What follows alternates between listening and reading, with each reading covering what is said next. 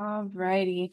Hey everyone, this video will be a breakdown of the dynamic website, general how-tos and answers to, what do I do if you're in these kind of situations or just like overall navigating. I'm gonna have a paper here. I'm referencing it if you see me look down or anything like that. But first, we are going to the login page. Whatever email and password you set up when you receive Tracy's email is the one you will use for logging in. I also want to go over this forgot password button right here. See it highlighted. If you hit this, if you forget your password in any kind of sense, you can hit this forgot password button, you'll get an email, and then you'll have a link that you'll be going to, and you'll be able to reset that password pretty easy. So sorry. You can also hit this remember me button as well. I don't like, remembering all of my passwords in my head. I have a lot going on in here sometimes, so I like hitting that as well. This right here is the home page. This will be your best friend when navigating the website for anything. You'll see that I have some arrows here pointing, and you'll see it throughout the entire presentation. They are not on the website. I have this in the presentation to make finding things just a little bit easier for everyone involved. First thing we will look at is how to make a payment. I do want to go over and let y'all know that I will be um, posting this presentation onto the Facebook page and having an email sent out as well, so you can have this for reference if you need to go through a reminder or anything like that. So first thing we will be doing is making a payment. I'm going to go back really quick. You can either hit the view charges button right here or the make a payment button right here, or you can see that it has the make a payment button right up here. You can hit any of these. I'm going to be going the longer route with this one. So we will be hitting the view charges just to look at everything here.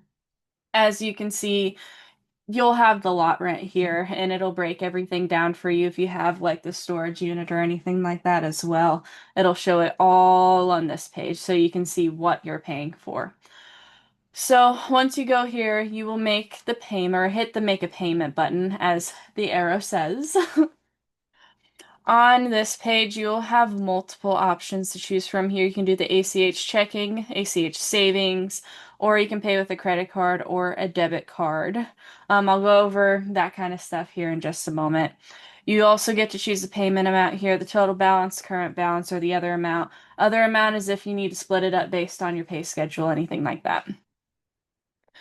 So here, this is for the ACH payment. I did the checking account, saving account is exactly the same.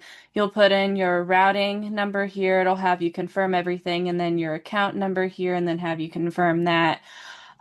You will type in your name, or you can use the address that's on file here. If you do hit that, you will have to put in your names in here.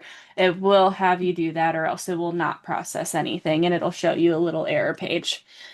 You can also hit these right in here, store as safe payment information for one time and auto payments, and then also know that a convenience fee will apply. But for ACH payments, you will have no fee associated with that. I also have an example of the routing and account number. I work at a bank, so I thought this would be a little bit helpful for everyone. Not everybody knows this kind of information. But right here, you will have the routing number and then you will have the account number. The account number will always be to the right of the routing number. And the routing number has right here, I don't know why I was about to point to that. So the routing number will have this like little weird face right here, the two little dots, and then the little like side face. That's how I end up remembering the routing number. I just kind of drilled it into my head. But if you need to, like, you'll always have some checks that you can go ahead and reference as well. If you're paying with a debit or a credit card, it'll have you put in your card information right here, expiration, the three-digit code on the back of it. And as I said before, you can use the address that is on file on the account here. It'll input all of this information here. I didn't change it from Alabama, so I guess we're in Alabama for the time being, but you will have to put in your first and last name. And then it'll also have these little buttons right in here. But as you can see, there is a convenience fee here. Unfortunately, it does cost to process debit cards.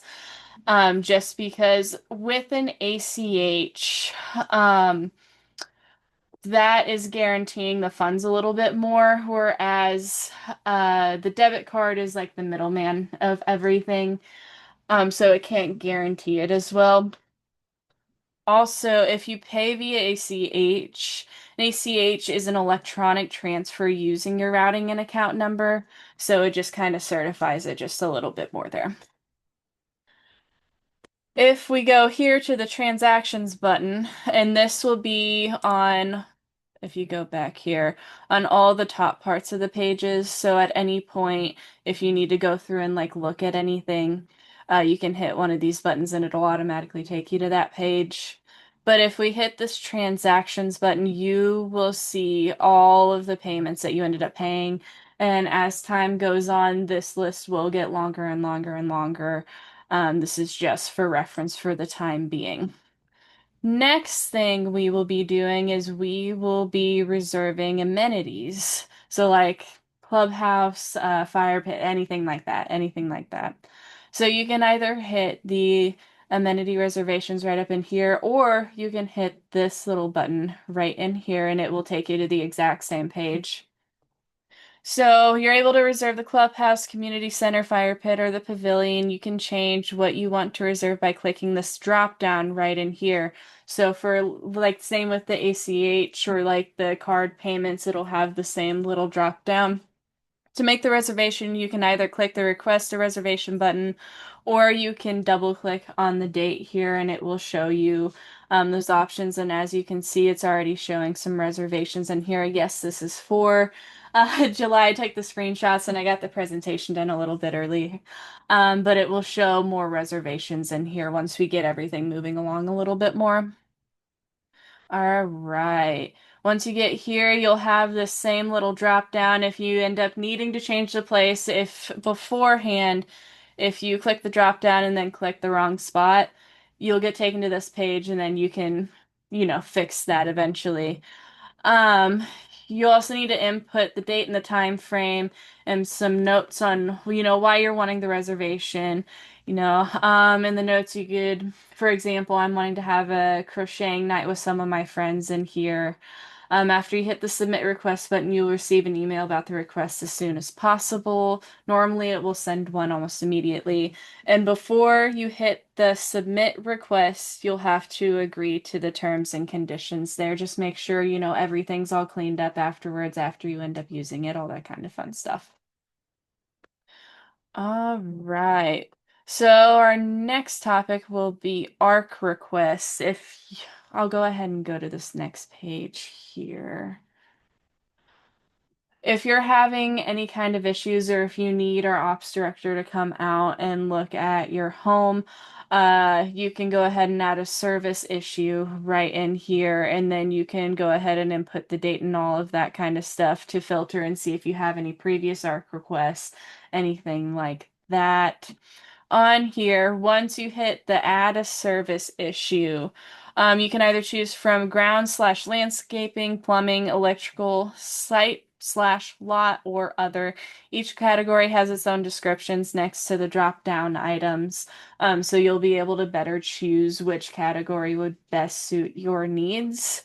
And if you can, please provide pictures. It would make life a lot easier for everyone involved, so that way whoever goes out has a better idea of what they are going into and see if there's a game plan involved, see if there's anything that we can end up doing, like right at the initial meeting with all of you. So you'll have the phone number inputted right in here. You get the drop down, choose whichever one you need.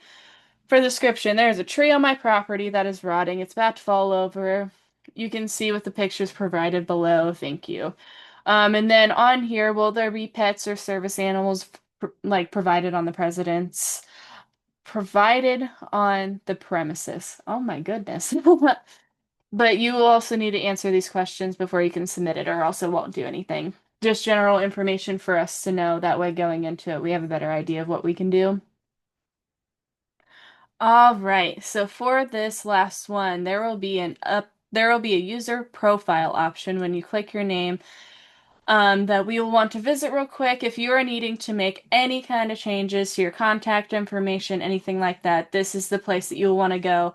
I see that my picture, I don't know if I can move it. Oh, I can. That's so awesome. Uh, right up here where the arrow is, you'll want to hit on your name up here. We'll go ahead and click next. I'm going to move myself down just a little bit again. So each one of the arrows that are pointing each one of the arrows are pointing to places where you can change your information. If you need to change your phone number, no worries. You'll hit the blue change next to the person information. Right up here, right up here. This will change your first or last name or your phone number. If you Your email will be your username to log into the portal. If you need to get a new email and change your login, it will ask you for the new email and confirm your current password. So, if you need to change your username in here or what you need, to log into the portal, you will hit the change username. And the username, as said below here, I know it's not worded as well, and I kind of just sped over it a little bit. It will be the email that you use to log into. So, and then it would ask you for the current password that you have. So if you don't remember the current password, if you needed to change your email be for any kind of reason, at that point, we would want to go ahead and email Dynamic and see what we can do there as to resetting your account information. But after you change the username, you'll receive an email afterwards. You will need to confirm before the changes are made, before they are solidified onto the account. So don't think after you hit the change username and all's happy, fine, and dandy. You'll want to make sure to confirm that before the changes are all good to go. And that is all I have for you. So thank you so much for your time. Thanks for your patience. I appreciate it, and I hope this was really helpful. If you have any questions, please feel free to send me an email. Feel free to send me a message on Facebook, anything like that. So again, thank you so much.